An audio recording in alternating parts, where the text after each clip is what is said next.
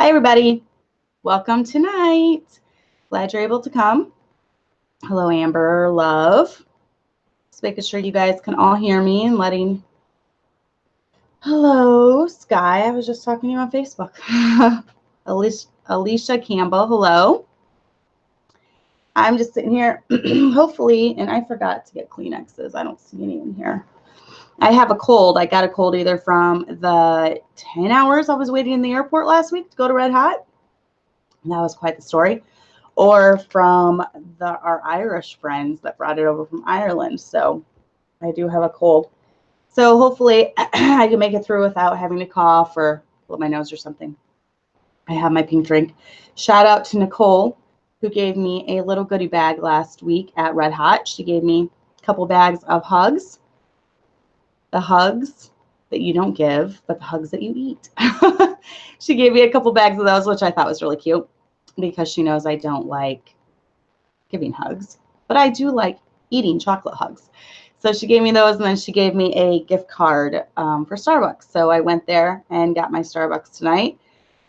Usually I do coffee, but in the evening, if I'm really thirsty for Starbucks, I get this pink drink. I don't know if any of you have tried it. I go light on the ice because otherwise I like try filling the whole cup full of ice. It's really, really good. It's got strawberries and stuff in it. And I think coconut milk, I'm not sure, but it's really good.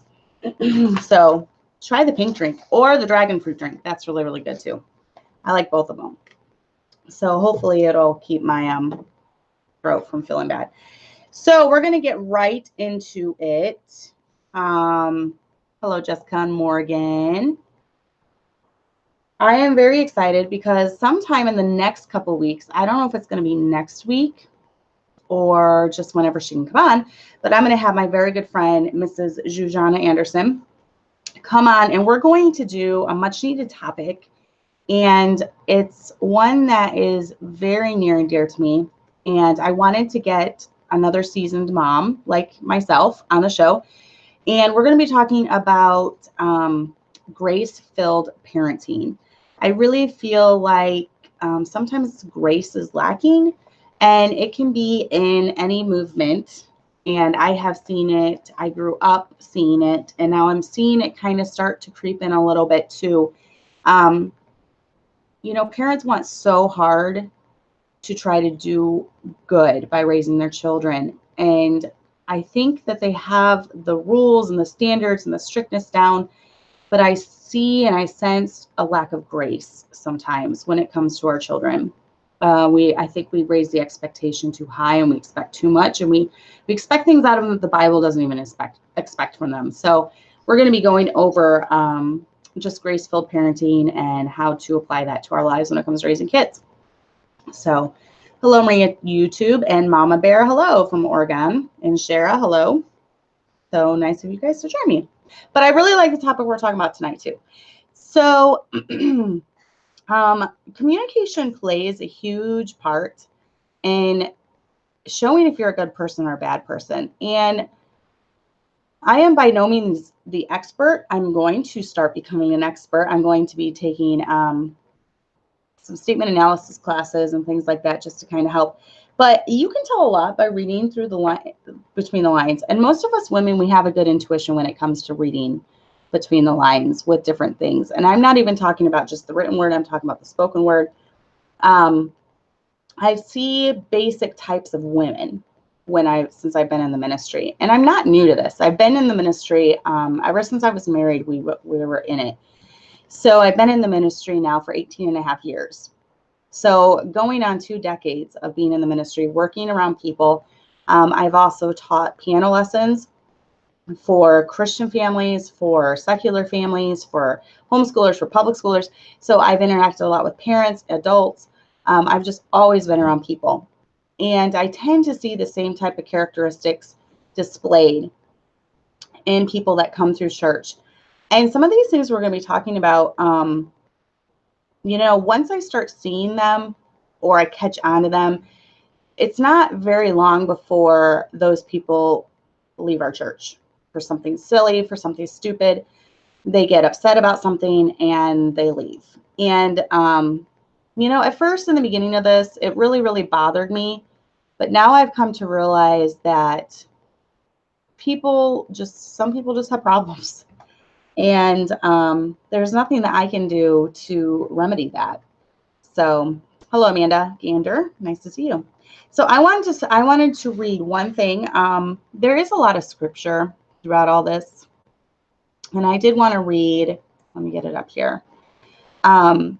Jesus did have a lot. There's a lot in Proverbs, especially about the tongue and different things like flattery. But Jesus had a lot to say. And one of the stories that he's telling his disciples about is in Matthew 15:11-20. This is kind of long, but I wanted you guys to hear all this. Not that which goeth into the mouth defileth a man, but that which cometh out of the mouth, this defileth a man. And then came his disciples and said unto him, Knowest thou that the Pharisees were offended after they heard the saying? So the Pharisees were offended, of course, because the Pharisees, when I think of the Pharisees, I think of very pompous, flattering, type people.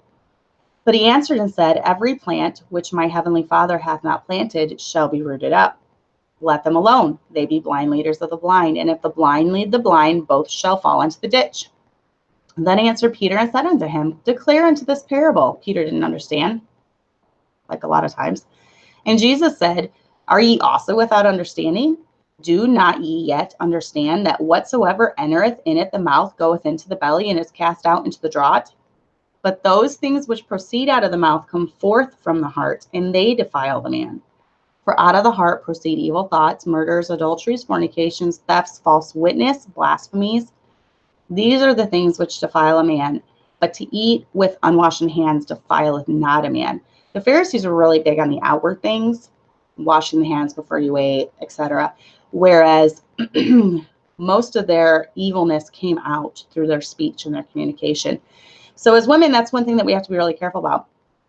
Much of what I've seen in women, especially in women, is very, very telling. Women seem to be the ones that are the passive-aggressive types, the gossipers, the talebearers, the drama queens. Men can be guilty of this, and men are guilty of this at times.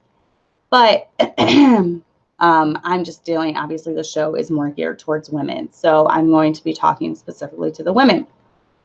And it's not to say that I've never messed up when it comes to some of this stuff. I have, and I've learned. And, I've always been a bold, honest person, but I have learned to really be careful of what I say, when I say, to approach things with tact and not to be passive aggressive. If I have a problem, I try to go directly to the person, things like that, which we're going to be talking about. But I wanted to talk first about flattery. So let's talk about flattery. Let me get back on. Hello, Karen and Elias and Laura Beth Pompa. So let's talk about flattery for a little bit. Okay, flattery is very telling in a person. Almost every person that's come through our church that has been a flatterer has ended up leaving over something. And there's a lot of verses in the Bible about flattery. Psalms 12:3 says, The Lord shall cut off all flattering lips and the tongue that speaketh proud things. Job 17:5 says, He that speaketh flattery to his friends, even the eyes of his children shall fail. Proverbs 29:5 says, A man that flattereth his neighbor spreadeth a net for his feet. And Proverbs 28:23 says, He that rebuketh a man afterwards shall find more favor than he that flattereth with the tongue. Now, I wanted to specify that there is a difference between flattery and a compliment. Okay, if someone compliments you, I'll just accept it graciously. Let's say,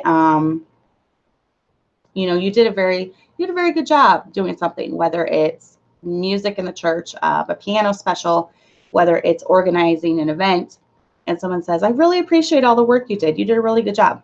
Thank you. That's nice of you to recognize that you liked it or whatever. Just say thank you. Flattery is when someone comes along and no one compares to you. You are just the best pastor's wife I have ever seen. I mean, no one can hold a candle to you. You are amazing. Do you ever do anything wrong? That's flattery, when you just go over the top. And I'm very, very wary of women that are over the top with their praise, because I'm not all that in bag of chips, and I know that I have my flaws just like anyone else. I don't have it all together. And for a woman to just be constantly singing my praises, and it puts me on edge. I don't like it. It is a way of manipulation. Hello, Rachel Perry and Monica.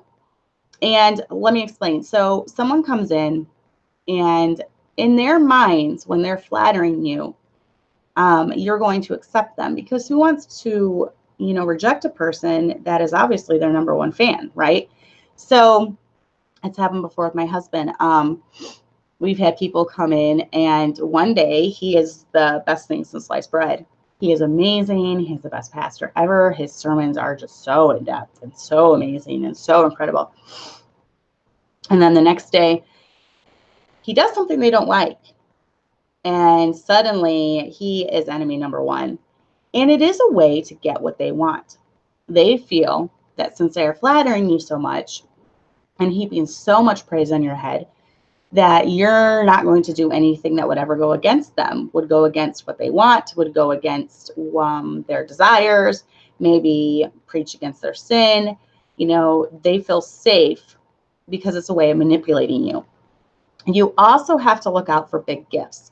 Flatterers, it kind of goes hand in hand. Flatterers like to give gifts, and giving gifts is a way of manipulation. Now, there's nothing wrong with a sweet little gift. Just like Nicole gave me last week. That was just a nice, sweet gesture on her part. And it wasn't over the top. It was a nice little gift. I'm talking about, $2,000 gifts. They come in bearing like $50, like bags of $50 gifts, and just hand them out to everyone. They just, anytime they can, they're giving out gifts to people. That's a huge red flag for me, because I've seen it often when people give excessive gifts. It is a way of gaining favor with someone else. And it's a way of trying to remain in their good graces. And it's a way of ensuring that the person they gave the gift to will never cross them. Because I've often sensed it, even with, and not many have come through like this, but I've also often sensed it even personally. Sometimes I feel bad, like, for some of the huge gifts that we've gotten. And I felt like there was strings attached. And most of the time there are strings attached. Even if people say there isn't, it comes out later that there really was. And the first time you cross them, it's like, well, what about that gift I gave you? Well, what about it? I thought it was a gift. I thought, once you give a gift, you're not supposed to expect anything back from that. So watch out for gifts. Watch out for gift giving. Women that I've found that do that tend to be a flatterer. A flatterer is only looking out for themselves. Their words are fluff and don't mean anything. So if you have someone in your life that is flattering you, I would definitely don't get a big head over that. Because those are the type of people that will turn on you the instant you do something that they don't like. And they're also the kind of people I feel like I have to walk around on eggshells around, because I never know, I never know what is it going to be to tip them off, because I just kind of get a sense with people that are like that. So let's go on to gossiping. So beware of flattery. All right. Beware of gossiping. So I've always told myself this: those who gossip to you will gossip about you. If you have a friend in your life that she always knows the latest gossip, she always knows the latest drama, she always is nitpicking people behind their backs, picking them apart. Did you see what this person did? Did you hear what she said? Did you see this? Did you see what she was wearing? They will gossip about you, because you're not an exception. If they gossip about you, or gossip to you, they will gossip about you. Try to see the good in people, not the bad. I like to try to see the good in people. I wish everyone was good. I wish people all had the right intentions, and that they just had a pure heart, and they came to church just wanting to serve God. And, I want to see that in people. I don't like knowing that someone's mad at someone, or this person drives this person nuts, or this person is annoying. I don't come to me with stuff like that. I don't like hearing it. I want everyone to get along. I want everyone to get along in church, and I want everyone to be here for the purpose of winning souls and serving the Lord. Learn to keep a secret. I have a lot of secrets that I have in my life. Not like secrets, like secret spy mission stuff. I have secrets as far as I'm a pastor's wife, and people have told me things in confidence. And when people tell me things in confidence, it stays between me and that person. I don't get on the phone with my, best friend the instant, which my best friend lives in Missouri, so it's not like anything would happen anyways, but I don't. There has been situations in the church that have happened in the past, and my husband and I had to do counseling, and we knew a lot of stuff. And, sometimes it's even hard because with some of the stuff, it's been secrets about people where, they're not very good people, but we've had to keep it quiet. And then when you hear everyone else go on and on and on about how great they are, you just have to really learn to keep a still face and to not divulge information. And it's not your place. If it's not your place to tell people, then let people think good about another person. It's not going to kill you. It's not going to kill you if you know that there's something in someone's life, but everyone else thinks they're great. That's not going to hurt you at all. So learn to keep a secret. Most of the time when people gossip, it's just a way to build themselves up. It's a way to tear someone else down and make yourself feel better. So don't be insecure. Don't be so insecure that you have to tear other people down. So hello, Brittany B. Now, one of the main things I'm going to focus on is passive aggressiveness. I'm sorry, my throat is struggling. Feels raw. Passive aggressiveness is a huge one with women. And it's one of my biggest pet peeves. I can't stand passive aggressiveness. And I really feel like it's a very like catty thing in women that you just try to want to avoid. It's funny because I was talking to my husband about this before I came, and I was telling him I was researching passive aggressiveness for this because a lot of this stuff I kind of already just had an intuition, a feeling for, but everything I was reading was proving my point. And I was telling him examples, and he is passive aggressive sometimes as a way to be funny or a way to annoy me because he knows how annoyed I get by it. And I was just giving him a different examples. Like if we go somewhere to eat or I want something, let's say I want Starbucks. I don't tell him things like, boy, a Starbucks would sure taste good now, hoping he'll get the hint and take me to Starbucks. I tell him I want a Starbucks. If I want to go somewhere to eat, I'll say, I want to go out to eat. I don't beat around the bush. I just tell him what I want. He'll come home sometimes and he'll say, boy, I sure am hungry. And I'll say, okay, what do you want to eat? And I'll give him a couple options. And he's like, well, I really don't want that. But if that's all we've got, I suppose it's okay. And that's his passive aggressive way of saying, I don't want that. Fix me something else. I'm like, why don't you just say, babe, can you fix me something to eat? That'd be so much easier than sitting around being passive aggressive about it. And he does it because he knows it drives me nuts. So I'm like, just tell me what you want. Don't beat around the bush. So I wanted to read this. He was listening. He never listens. And of course he's listening when I'm talking to him. Not lies. Don't listen to him. He's lying right now. Oh, brother. So then passive, I lost my train of thought. The NYU Medical Center defines a passive-aggressive individual as someone who may appear to comply or act appropriately, but actually behaves negatively and passively resists. In some ways, passive-aggressive people are more difficult to deal with than those who are openly hostile. He's told me before, better to be passive-aggressive than aggressive-aggressive like you. Like, no, at least with aggressive-aggressive, you know what you're dealing with. So an openly aggressive person is direct in words and actions, which makes him more predictable. A passive-aggressive, on the other hand, hides a knife behind a smile, and that's what drives me nuts.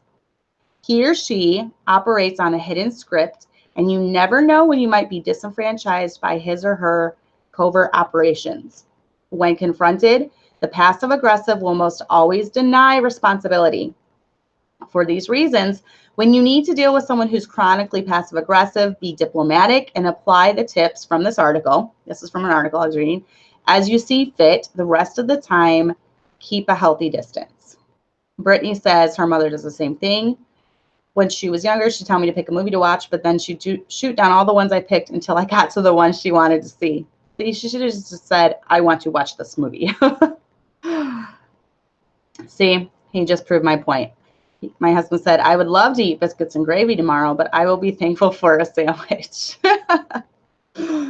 Oh, biscuits and gravy it is tomorrow then, I guess.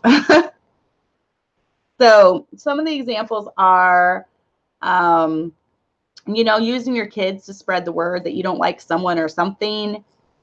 Kids are smart. They pick up on everything. So maybe you tell your children something about someone else, knowing that they're going to slip up and tell, and it's your way of getting it across. Or I've seen wives do this too. Women will do this. They will tell the pastor's wife something, knowing it will get back to the pastor. If you have a problem with the pastor, don't go to his wife about it. If you have a problem with the pastor, your husband needs to go to the pastor, or you need to go to the pastor. Okay, don't go to his wife expecting her to relay the message back, because of course she's going to. What pastor's wife wouldn't? So, that's just a way. Using other people to spread your message, that is a way of passive aggressiveness. Using social media. You can be very Facebook passive aggressive. If you see something that you don't like, you make a post about it, knowing your friend or your family member will see it, knowing they'll know it's about them. And it's just your indirect way of getting under their skin. I call it, Kimmy Gessler calls it vague booking. When you're vague booking, you do it knowing that that person's going to see it. Basically using any social media platform, leaving comments, knowing your enemy is going to see them, doing posts, never directly mentioning a person, but being very vague, but they're going to know. That's very, very passive aggressive. Most of the time, if I'm ticked off at someone like Sluter or something, I'll do a post and I'll mention in my name. I'm not ashamed to do that. That's just part of my aggressive personality. So another way of being passive aggressive is being nice in person, yet using words to attack the person either on a platform, like a social media platform, or behind their back to others. Don't be fake. It's so annoying. That's one of my biggest things. I can't stand fakeness. Just be real. If you have a problem with a person, one, either avoid them. You don't have to be friends with everyone. You don't have to be close to everyone.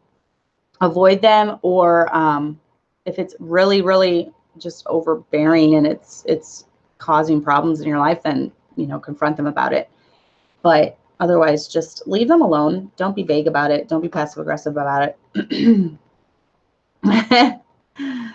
I am going to suggest how to deal with passive aggressive people in a minute. Matt said, just tuned in, saw a familiar face in the chat. Do you have a troll accusing you of lies and requesting biscuits and gravy? He's trolling tonight, I guess. I didn't even think he ever watched this. So, but yeah, let me talk to the person that is passive aggressive right now. If you are passive aggressive, if you have a serious enough problem with someone, you will, let me show this book that this person is suggesting. If you have a big enough problem with someone, you need to go to them directly. Don't attack them passive aggressively. If you're not brave enough to confront them to their face, don't do it behind their back or on a vague social media post. Just go to them directly if it's that big enough of a problem. If it's not that big of enough of a problem, just leave it alone. You don't need to even be causing problems with it. Realize not everything and everyone is out to get you. Passive-aggressive attacks often show a deep-rooted problem. Oftentimes, you are overanalyzing and dreaming up a problem. So think a lot of women are way too sensitive, and it's an ego problem if you sit around thinking that all these people are dreaming up stuff about you. For me, I'm a little too busy to be obsessed with other people's lives. So a lot of times I'm blindsided when I find out that someone does have a problem with me, because I kind of judge everyone off of how I am. And especially for my church members, I always try to see the good in them. I love all our church family. I love that they're here every week. Our church is growing and we're getting a lot of new faces, and I love each and every one of them. So when I find out that, and especially another woman has a problem with me, it really does hurt, because I do try to make everyone feel welcome. And, I can only spread myself so thin.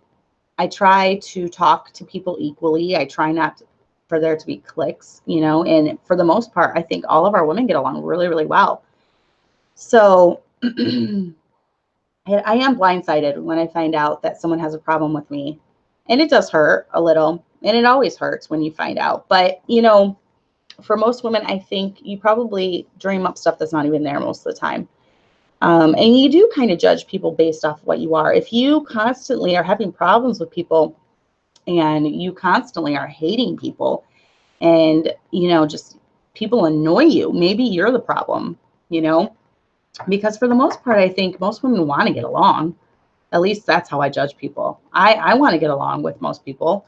I don't like conflict any more than the next person. So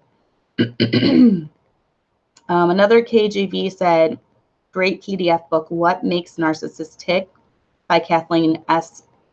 Pratt, some weird name. Flattery, gifts, passive aggressive, hidden script, all explained in the book. I'm going to check that out because I love reading stuff like that. Brittany said, there are also those that praise you in public and in front of friends, but behind closed doors, they belittle and insult you. And the ones that are over the top with praise usually are the ones that are behind closed doors picking you apart.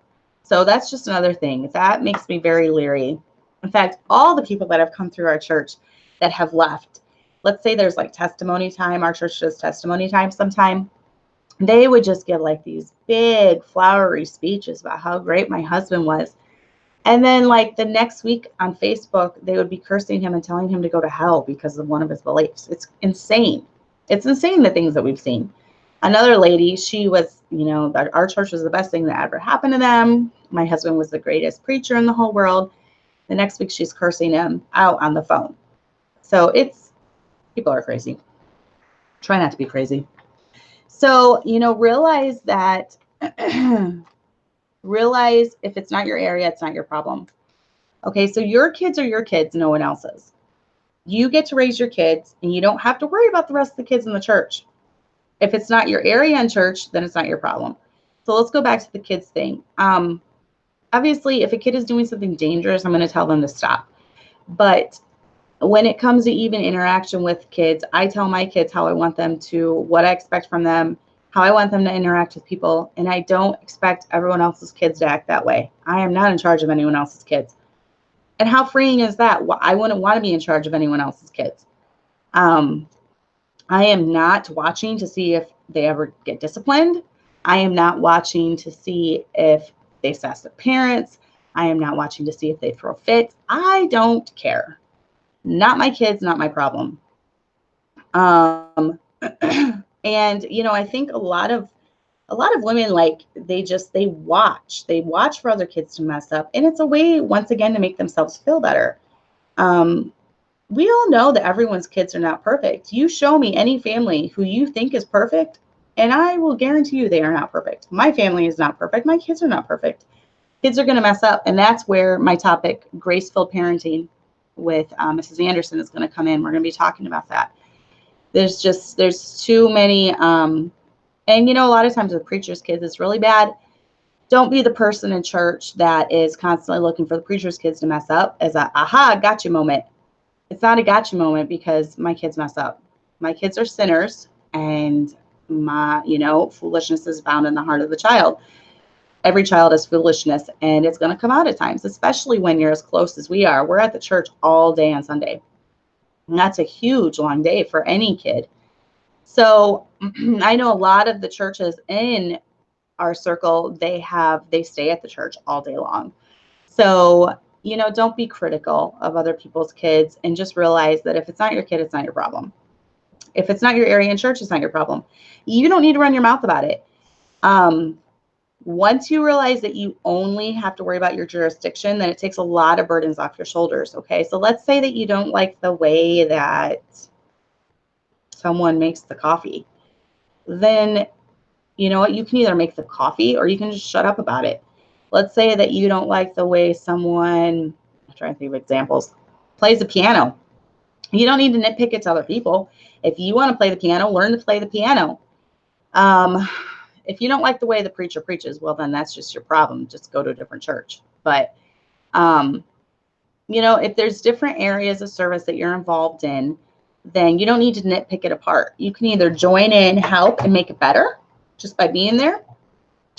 Ask to help. If you want to improve an area in church, ask to help. But don't nitpick it apart to other people.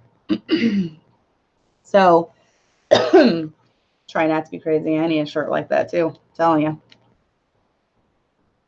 you. Oftentimes the biggest troublemakers in church are women. Honestly, I can't think of many men in the churches I've been to who are the troublemakers. And most of the time when families leave, it's directly because of the wife. Almost every time. I'm thinking of all the families in our church that have gotten mad and left. It's almost always the women that have the problem. Let's just face it, women have more hormonal and emotional things going on than men. And if you don't learn to control this and nip it in the bud, then it's going to cause you a lot of problems in every area of life. And if you are going, let me add this too. If you are one of these church hoppers where you've been in a lot of different, IFB churches, and every church you go to, there's the same problem, maybe the problem is with you. So you just might want to think about that.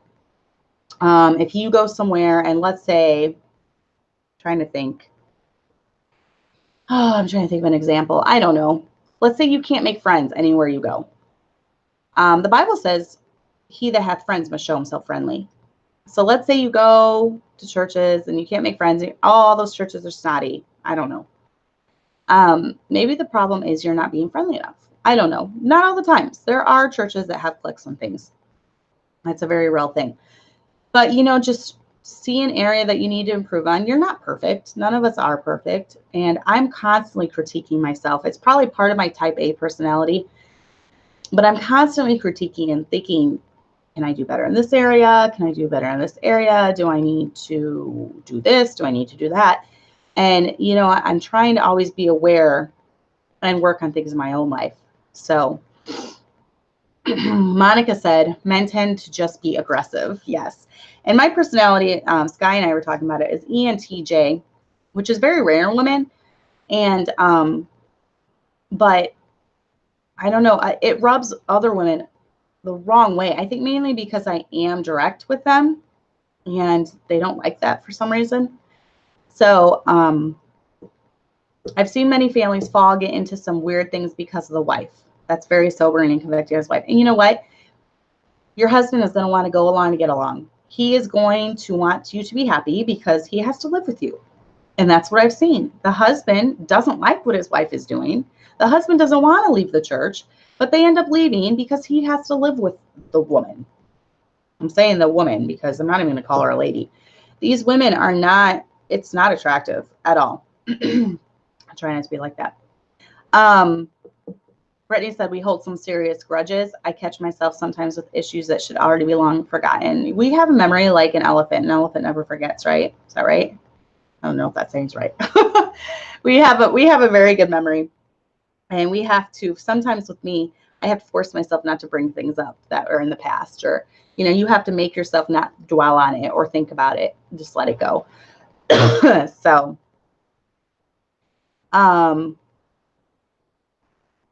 Shara said, I think you're good at helping to remind us to be humble. Christians are some of the most conceited people in the world. And they think that if they quote a scripture, they're good. But I don't like arrogant people. I don't like people that think they're better than everyone. I don't like people that think they have it all together. Because at the end of the day, we all put our skirt on one leg at a time, right? Not pants. We all put our skirt on one leg at a time. We all breathe, sleep, eat, and die.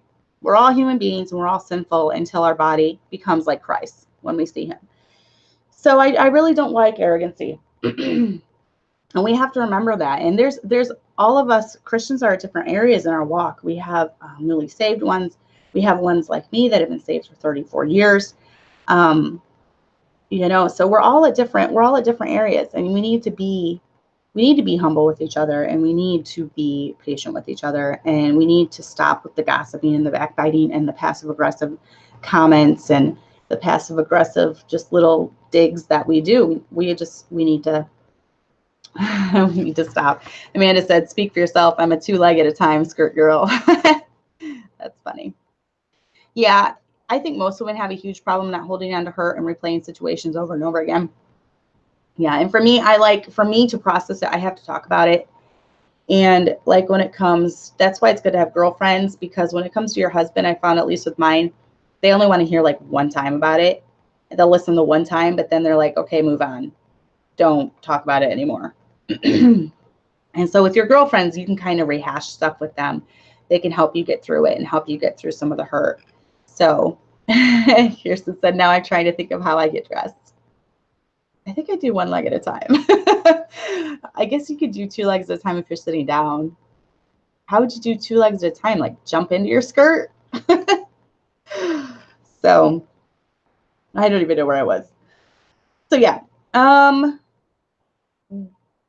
Where was I? Yes, women in church usually tend to be the troublemakers. They cause drama where there's no drama, and they use their words to attack. And one of the reasons they use their words to attack is because it's their only way to attack. Obviously, they're not going to use their fists or anything physical. They have to use their mouths. And their mouth, your mouth is a weapon, because the Bible talks about the tongue being a fire. And, you know, about how it's hard to bridle the tongue. So your mouth, it can cause a lot of problems. And for a lot of women in churches, they focus their attacks on women in leadership positions. When I say leadership, obviously there's no role in the Bible like pastor's wife or whatever, but they're often perceived as being in a leadership position because they are the ones heading up a lot of activities and, you know, doing stuff around the church. So they're often seen as in a leadership type position. And a lot of different things kind of are run by them, as far as, you know, I don't know, just activities and, you know, how things are done around the church are kind of ran by them. So they're seen as being in a leadership position. And it's a jealousy thing for women when they do, when they attack the pastor's wife, because it shows that they think they can do the job better. And they think that you don't deserve to be the pastor's wife. Maybe they perceive some flaw in you, or something about you annoys them. So they take it as, I could do this so much better. I'm so much more spiritual than her, you know.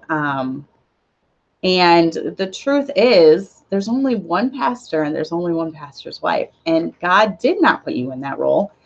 And so, you know, you need to be there to support your pastor's wife and to encourage her and to be her friend and not give her problems, because she already has problems to deal with. You know, she's a super busy woman, and I know I'm super busy and I don't have a lot of time for drama. I don't have a time for babysitting the other women in my church. And I mean, for the most part, we have like amazing church, amazing women here, and we all get along famously. So, you know, you'll cause headaches for the pastor and his wife. You can't like the pastor and his preaching, but then hate his wife, because we are, one flesh. So it's a package deal. So if you're going to get along with the pastor, you need to get along with his wife. You know, just be a blessing. Don't flatter, don't gossip, don't be passive aggressive, be loyal. Don't expect her to be your best friend, because chances are she's super busy. You know, like with me, I have 7 children. I homeschool them. I cook, I clean. You know, there's just a bunch of stuff that I do that I can't be everyone's best friend, because friendship takes time. You know, I'll try to talk to everyone at church, but actually being a friend takes a lot of work. It takes a lot of time. And, you know, you just don't click with everyone. So Sky said, our brains are balls of wire. Everything is connected to everything, making it easy to remember everything. Very true. And Brittany said, an idle mind is the devil's playground. I have to be careful to not take too much downtime. You know, I really feel like with some women that have come through our church, that has been the biggest issue. They had too much time on their hands. I'm thinking of one in particular. She never had any children, and she lived alone with her mom. And she literally sat in a chair watching TV or on her reading on her phone in her Bible all day long. She did not have a husband. She, you know, it was just a little tiny apartment that she had to take care of. And I really feel like too much time plays a lot in all this stuff with communication, because my husband just read about it yesterday in his sermon. I mean, what does the Bible talk about? I would that the younger women marry and bear children, because what happens if they don't? They become idle. They become busybodies and tattlers, going from house to house, speaking of those things which they ought not. So the Bible tells us this stuff. It was a problem back then. My husband was making the point that it's always been a problem. It was a problem back then. And it's a problem now. Women have too much time on their hands, especially with all the technology and the servants, as I call them, you know, the Instant Pots, the crock pots, just the vacuum cleaners. You know, we don't have to do near as much work as our ancestors did. And you didn't hear too much of like the women back in the 1800s, you know, on a homestead, going around from homestead to homestead gossiping. They were too busy. They were too busy raising their farm animals and making all their food from scratch and sewing dresses and taking care of the kids and teaching them, you know, before public schools and things came out. So I found that the women that cause the biggest problems, a lot of times they are not married. A lot of times if they are married, they only have like 2 kids maybe. And I'm not looking down on those that only have 1 or 2 kids, because it is still a full-time job. But obviously the more kids you have, the busier you are going to be. That's just an unavoidable fact. So when I have 7 children, I'm way too busy to be going around catching up on all the gossip, you know, going from house to house, and even technology speaking, and sharing all the latest gossip with people. I'm too busy to have problems with women in the church, because I just want all of us to get along. I'm too busy to think about if there is drama going on. I don't want to know about it. I'd rather be kept in the dark about it. I'm just too busy for that. So I've noticed that with most women that cause problems, it is because they're not busy enough. You know, it's always good to get married and bear children and keep the house. And yes, maybe I'll be called old-fashioned for saying that, but it's God's plan. Women that have very few children or are not married, they're going to struggle a lot more in these areas than married women. Of course, I've seen married women struggle with it too, but yeah, there are, like Monica said, there's virtual houses. There is. And, you know, I'm going to say too that Facebook or Instagram is not, it can be a problem for women, but it is not the problem. If you have Facebook and Instagram and you're constantly getting caught up in gossip, getting caught up in debate, getting caught up in drama, the problem is probably you. There have been so many times that I've decided to just keep scrolling, and I was not going to get involved, because once again, the Bible talks about he who basically messes, this is not word for word, but you know, when you meddle with strife not belonging to you, it's like taking a dog by the ears. Everyone knows that when you take a dog by the ears, you're going to get bit. So I try really hard not to get involved. I've not been perfect in this, but involved in drama that's not mine, because you can very, very easily. So I would not necessarily blame those things for being the problem. It's probably you that has the problem if you can't control yourself on those avenues. So, and this guy said, I don't know. Rachel Lynde was a ginormous gossip in the late 1800s. Okay, but once again, you proved my point, because Rachel Lynde in the Anna Green Gables books, or in the even the movie, you know, she was older, and her and what was his name, Thomas, they didn't have any children there. They didn't have any children living at home, so she had time to gossip.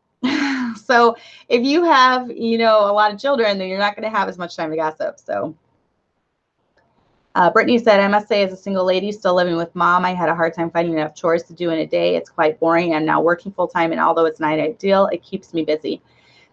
I honestly would, you know, you might be better off working full time than sitting around having nothing to do and being involved in drama. That's just my opinion. I hate drama. La Familia said, I don't understand how some people thrive off of it. I also am not a dramatic person. I don't like it. Mama Bear said, not my circus, not my clowns. Exactly. Not my problem, not my area, not my problem, not my kid, not my problem. I see naughty kids all the time. Not my problem.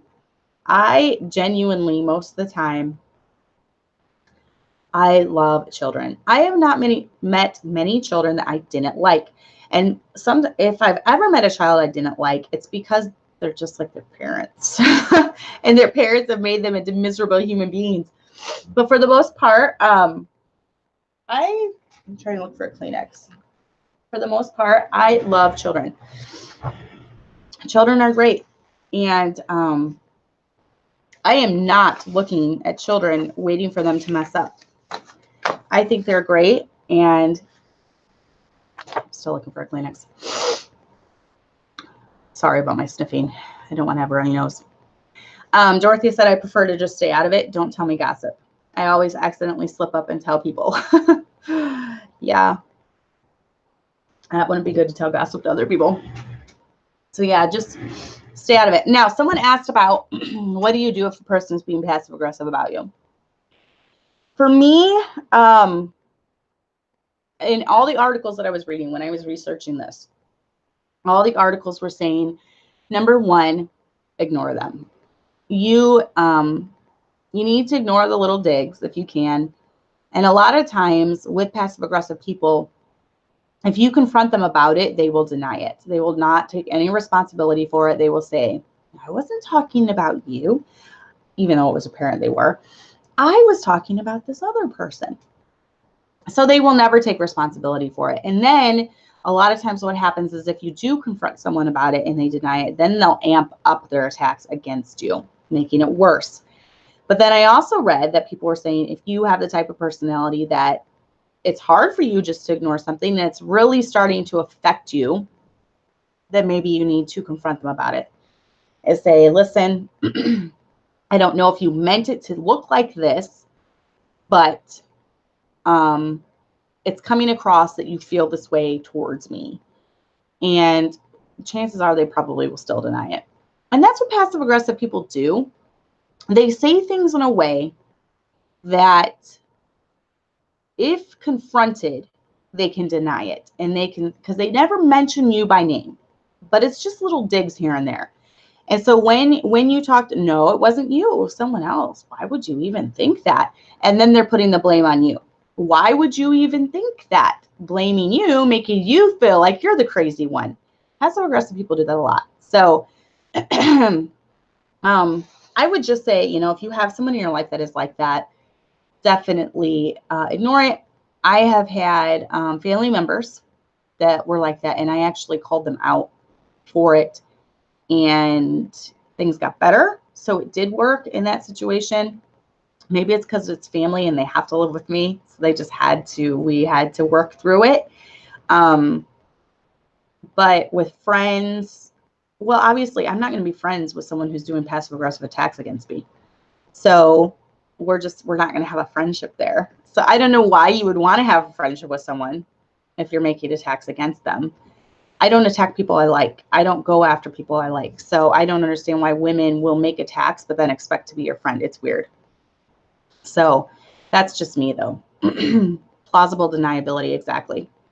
They never will mention you by name. That's why, like I said, if I ever do a social media post against someone, I don't have a problem mentioning their name because I'm aggressive. I'm not passive aggressive.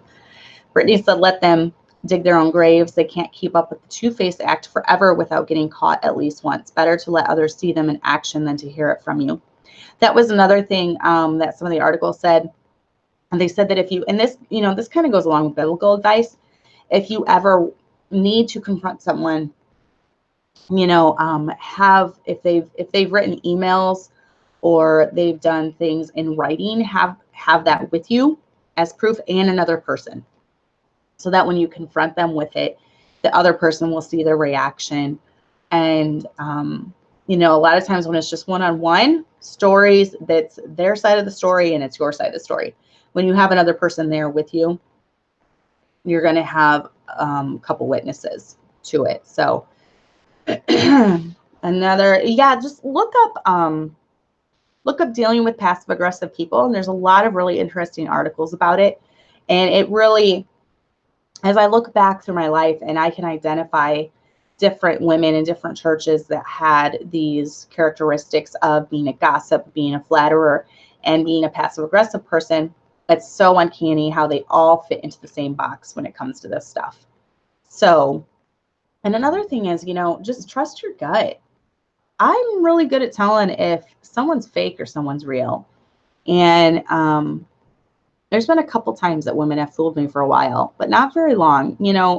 Your true personality is going to come out eventually. And that's why this whole thing is called how communication can show if you're a good or a bad person. Because, the Bible talks about, for out of the abundance of the heart, the mouth speaketh. And that's one reason I like social media and I like Facebook, because it really shows what's in a person's heart. And when they write it all down, especially, not even so much speaking, because people can put on a fake smile and pretend to like you, but with the written word especially, you can really see what's in a person's heart, because they're going to talk about what's in their heart. So if they're constantly tearing people down, in their speech, in their written speech, or even their verbal speech, then that kind of shows what's in their heart. Bitterness, envy, strifes, that's really coming out through the written word. So you've got to be really careful, because it will, your written word and your verbal word, it shows a lot of what is on your mind, what's in your heart. And you cannot be fake forever. And, not even being fake with other people, just remember that God sees everything. You can put a spiritual front on forever and fool your pastor's wife or fool other church members forever. But God sees, God knows what's in your heart. God knows how you're feeling about other people. God knows that, you have bitterness and envy and strivings. And he's the one that we're supposed to be trying to please the most, trying to impress the most, not anyone in the church. So, but anyways, are there any other questions? I was going to say, when it comes to, let's see, don't tear down other people's kids in the church. Love everyone's kids. I love kids. They're just, if you really want to know like the truth, just ask a kid and they'll tell you the truth. If you want to know if your hair looks crazy, just ask your daughters. They'll tell you. If you want to know if your outfit matches, just ask your kids. They'll tell you. Kids are very blunt and truthful. I love it. So, I am very, very gracious when it comes to other people's children. And I expect the same grace from other people. So the one thing that I want from women in my church, and actually across the country, women that maybe listen to this show, women that are my friends. I met a lot of my show listener women friends at Red Hot Preaching Conference. I just asked for two things. And that is, number one, don't put me on a pedestal, because I'm not perfect and no one's perfect. And then, but number two, don't attack me behind my back. That's it. I don't attack you behind your back. So I just expect that from everyone else. I expect loyalty, because I am loyal to my friends. I am loyal to the people that I care about. The people that I say that I care about, I'm loyal to them. So yeah, don't put me on a pedestal, but don't attack me behind my back. I don't like that. I don't like when someone's friendly to your face and they're talking bad about you behind your back. So that is my two things that I expect from women in my church, and I expect from anyone who listens to the show. Don't put me on a pedestal, but don't attack me behind my back. And I would think, as most women, we want that. Most women don't like being talked about behind their back. And if you are, then, just get over it. I've had to get over it many times. But still, you know, the burden of responsibility also lies on the one doing the talking behind the back. So anyways, but yeah. And then I also show some grace. No one else knows what someone else's life is really like. You can think you know, but you don't know. I don't know what a person's life is like who's lost a spouse. I don't know what a person's life is like whose husband has cheated on them. I don't know what a person's life is like who is a single mom. I've never been any of those things. I've had people that I care about die, but I've never had my other half die. And so, you know, I can imagine what it feels like, but no one can really know. And no one that hasn't been a pastor's wife can imagine what being a pastor's wife is like. No one who has had 7 children can imagine what having 7 children is like. So we all need to show each other some grace. We're all at different areas in our life, and we're all at different, you know, different phases in our life. So just grace is really, really lacking nowadays. And I feel, especially in the Baptist world, grace is very lacking, especially in our type of churches, I'm going to say. You know, churches that preach hard against sin, which they need to be preaching hard against sin. Churches that have high standards and things. I really feel like it's starting to creep in.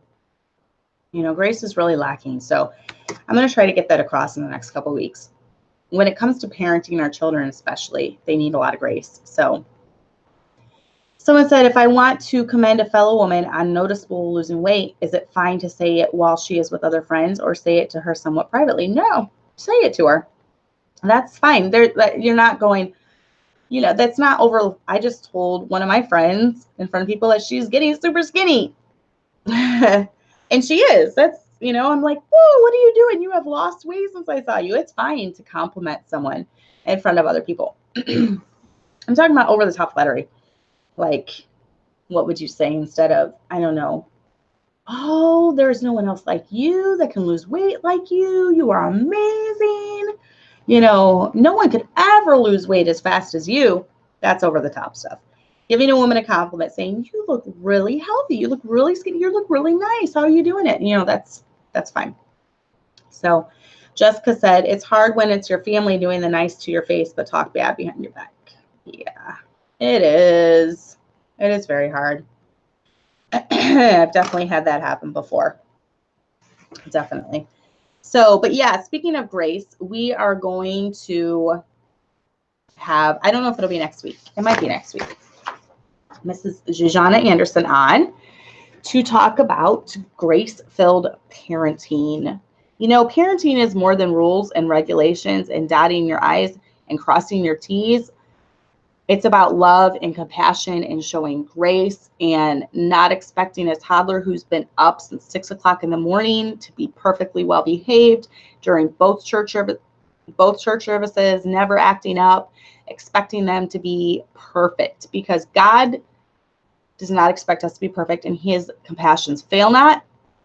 He is merciful towards us. He knows that we're sinners, and we should be the same way with our children. So, Shara, I'm really, really glad it helps you. I really have a burden for young moms.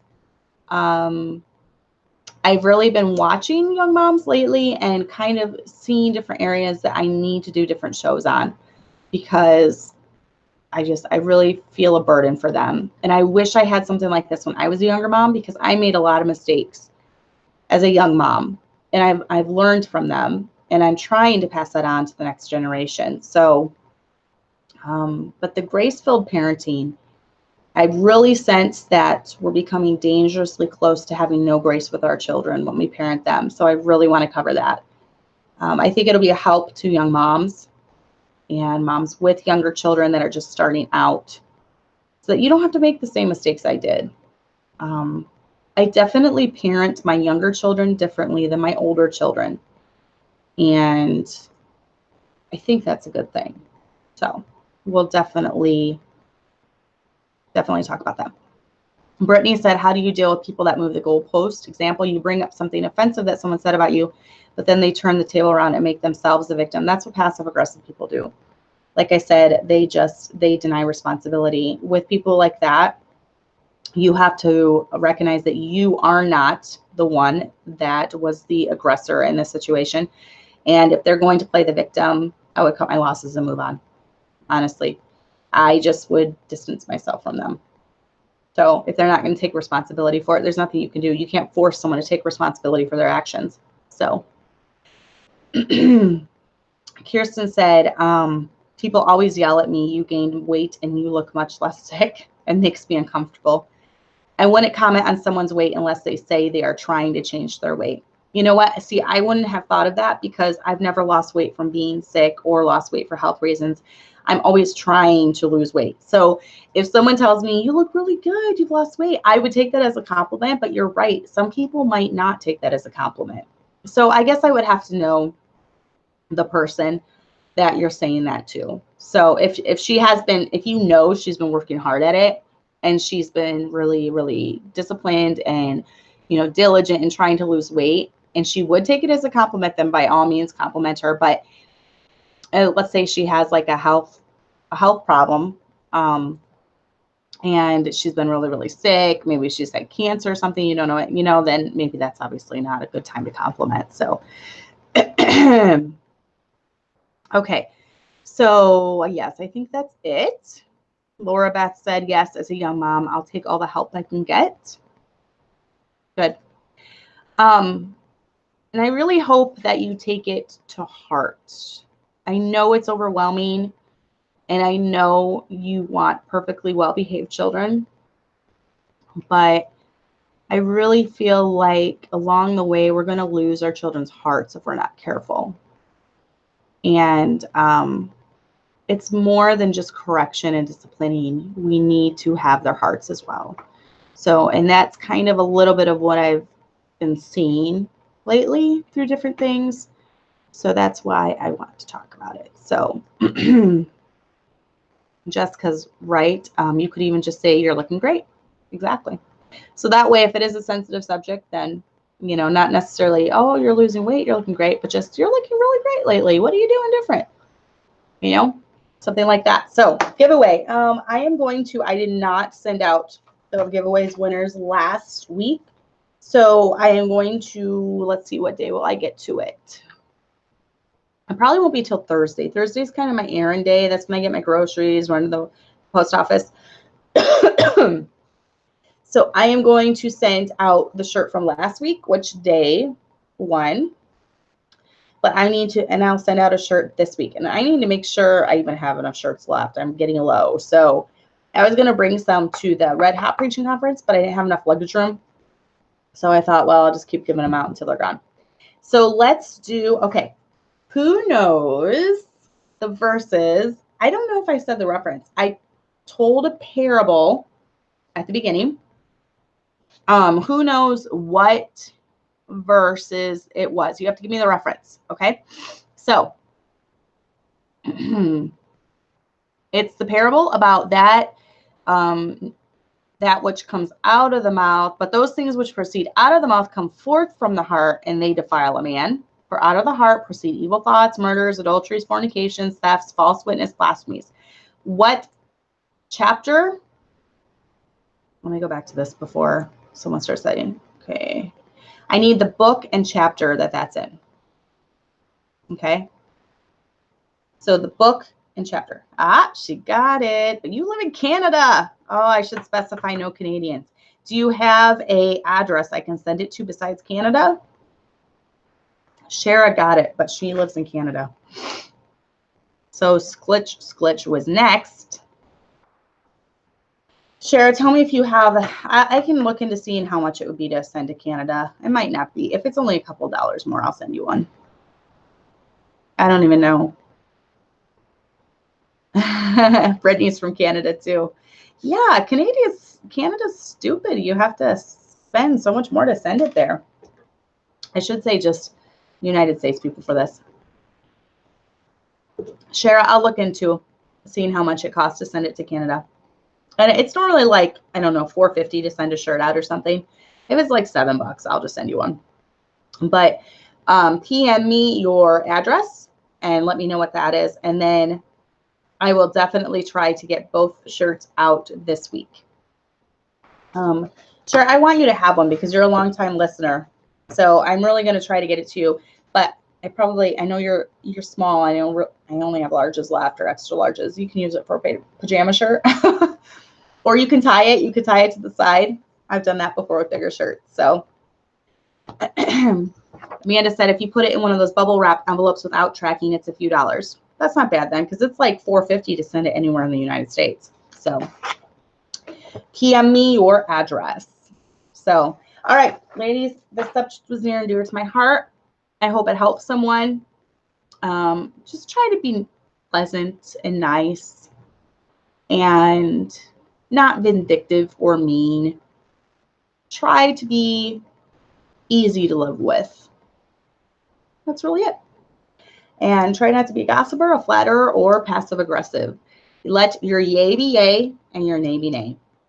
If you have a problem with someone, talk to them directly. If it's not even that big of a deal, just let it go. So that is my advice for you.